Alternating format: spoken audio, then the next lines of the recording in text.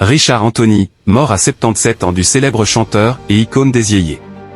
Il avait chanté quelques-uns des plus grands tubes de la chanson française. À 77 ans, Richard Anthony est mort à Pégoma, Alpes-Maritimes, comme l'a révélé France 3 Côte d'Azur. L'interprète du fameux « Et j'entends siffler le train » est mort hier soir à son domicile des suites d'un cancer généralisé, sa femme à ses côtés. Il avait souhaité mourir chez lui et avait demandé à sortir de l'hôpital. De son vrai nom Richard Bech, Richard Anthony était né au Caire, Égypte, en 1938. Après un passage en Angleterre avec sa famille, qui fuit la montée des nationalismes, il s'installe en France en 1951.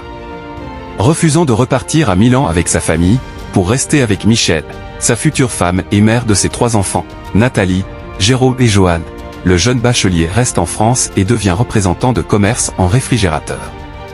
7 ans plus tard, alors qu'il est également saxophoniste dans des clubs de jazz, Richard Anthony, fan de pop anglophone, a une idée de génie, adapter des tubes américains en français. C'est le début de la riche carrière du chanteur polyglotte, repéré par le producteur de Joe Dassin, qui interprétera You Are My Destiny de Paul Anka.